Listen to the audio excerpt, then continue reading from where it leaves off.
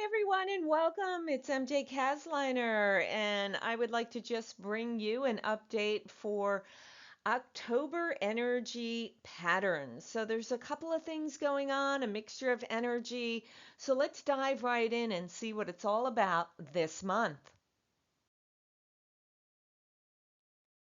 Okay, so October brings in the fire dog. So, one of the first things we want to take a look at here is fire to grave. So, what does that mean? So, from a feng shui perspective, the element of fire goes to grave or dies off at this time of the year. And so that becomes a missing link and it creates some instability. It creates instability to the earth itself because the element of fire happens to be the parent or the nourisher of earth itself. So we lose that quality. So the earth itself is losing that mother nurturing quality, if you will. So, what does that mean? What should we do? Well, one of the easiest things you can do is take a moment and go outside and walk your property. What you're looking for is the quality of your vegetation. Does it look vibrant or does it really look, well, not so healthy? If that's the case, you might even notice that there's really not too many animals frolicking about, right? Maybe not even that many birds. Perhaps your trees don't look too healthy either. Sometimes you see large cankers or these tumors on the trunks of your trees. Maybe there's some sinkholes. Maybe you notice there's kind of this ant farm that suddenly has just popped up, or bees that tend to gravitate. So, what I'm basically saying is because we are losing the quality of fire, which is the parent to earth, there's some instability. And if your property is already compromised in terms of the energetic quality of it, then you're really going to feel this instability. It's going to be as if the ground has been pulled out from underneath your feet. So that's highly problematic. So, what can you do? Well, obviously, as a dowser, this is something I'm looking for all the time on not only my own property, but clients' property. And I go pretty deep in to check out the energetic lines there. Does it need correction or acupuncture? But this is way too much for the average person to take on. But what you can do is clean up the property a bit, pull weeds where there might be weeds, maybe, clear out some brush that might be kind of suffocating vegetation. Maybe hang a bird feeder to attract some, life force to the area.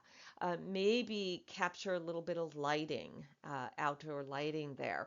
So there are things you can do to, so to speak, beautify or amplify the energy of your property to kind of just restore a little bit of that energetic quality. Now, I get it if there are geopathic stress lines, that's not going to quite do the trick. However, intention goes a long way. So, by taking your energy and walking the property and giving some blessings, perhaps even just doing a clearing, maybe putting a couple of reflective stones out there. There are a couple of things you can do without having to have the knowledge of dowsing, earth acupuncture, and so on and so forth. However, if you really suspect there are problems, you're having a lot of challenges, it does behoove you to call in a specialist to check out the lines or the energetic quality of the property itself. But what you want to do then also is make sure you're grounding yourself because we're losing that quality of the fire element. It's going to grave. It's going to create some instability because it's a missing link. So, really gravitating towards your earth practices, your qigong, tai chi, yoga, meditation. These are really good types of energies to involve yourself with. You can actually create a stone grid within your home. You can use a very grounding stone like tourmaline and create a grid. You can actually do that on your property too. So these are just kind of simple things that you can do to kind of go in and replace that missing link a little bit to really firm up the ground beneath you. Okay, so I just wanted to mention that because of the time of the year that we're in. So let's move to then the second thing here, the dog archetype energy that comes in for the month of October. And actually today, which is October 8th, is when this energy really shifts and comes into play. So the dog archetype, what does it embody? Well, loyalty, devotion. It's the simple joys of companionship. So this month is really going to be important when it comes to your relationships. And you want to be able to feel that you can rely on your relationships, that you trust fully your relationships, because any betrayal in this area of your life really might feel insurmountable. Really important there. Now, the energy of the dog, it also reminds us to cherish the simple pleasures in life with, basically spending time with your loved ones, with your friends.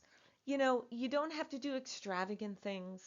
It's always the simple things that bring the greatest joy. So make sure you carve out time for that.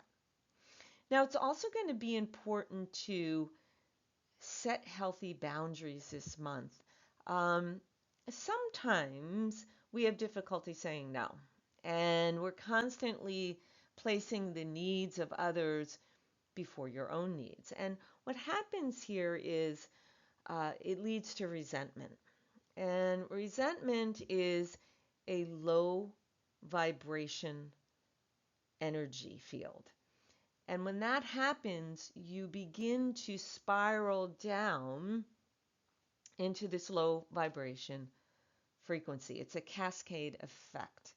And so then everything becomes sluggish, heavy feeling, and basically it takes more energy than usual to, get things done.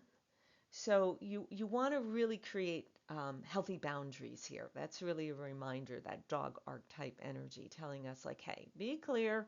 If you have to say no, say no. Be clear with what you will and what you will not accept in your life. Okay, and so again, that could simply mean learning to say no. Now, the other thing about the dog archetype is it does bring in 3 additional elements. One of them being the yin fire, but we know fire goes to grave, so we kind of, lose that quality. There is also yin metal that comes in, but this is what I refer to as a hidden stem, so it's pretty quiet. The charging element that comes in is yang earth. So that's a benefit because especially the fire going to grave, we lose that building quality of the earth. So it's nice that the dog is bringing in the young earth. Now, when we think about young earth, it really represents the mountains that are upon the earth itself. And, if we think about mountains, they evoke a sense of impenetrable and immovable strength and stature. Mountains also have this very quiet, resolute kind of energy. And so it also, because of its majestic kind of feel, it leaves us in awe. And so it inspires us to reach greater heights. So that's embedded within that dog archetype this month. Now, the mountains call to us. They call to us to go inward, to become contemplative, and to also be resilient. Because if we think about the mountains, no matter what comes against the mountain, the wind, the rain, the snow, the ice, people, animals, no matter what, the mountain is still the mountain. It doesn't go anywhere. So it has this quality of resilience and to come into a state of calm and to be centered no matter what's going on around you. You know, equanimity, to see things as they are and as they are not. So you want to imagine yourself also this month as the mountain, filled with strength, to be grounded and to hold your head high as if you were touching the sky, you know? So this is really important. And then what I'd also like you to do is to think about, what do you want? And what are you willing to stand your ground to get what you want?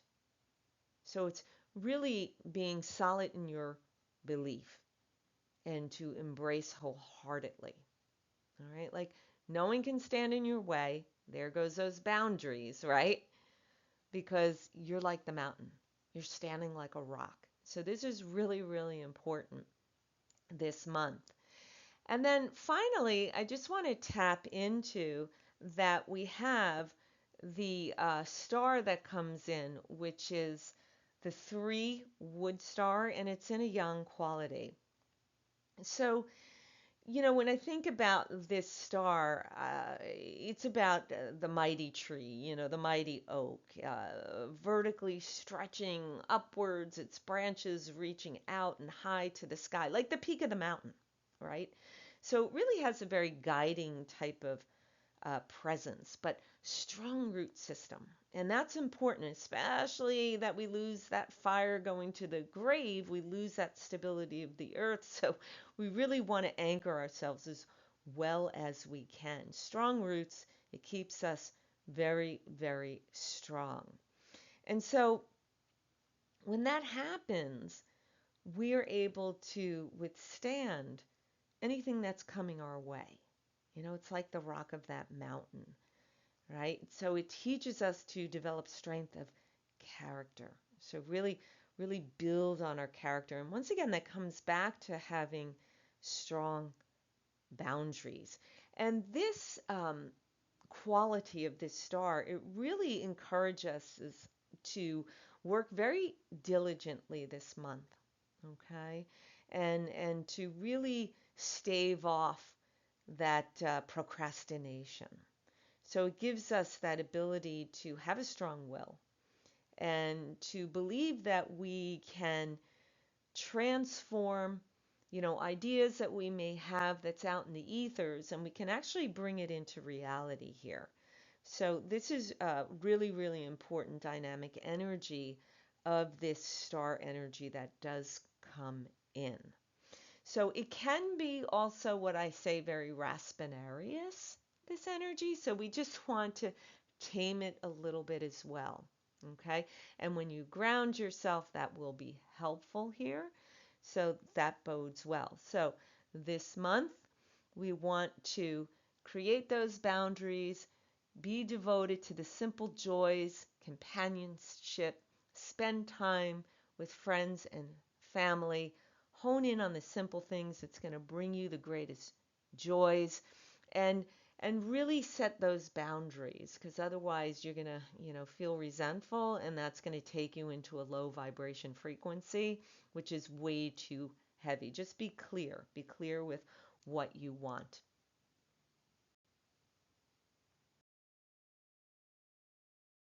Okay, that's a brief synopsis of the energy patterns for October.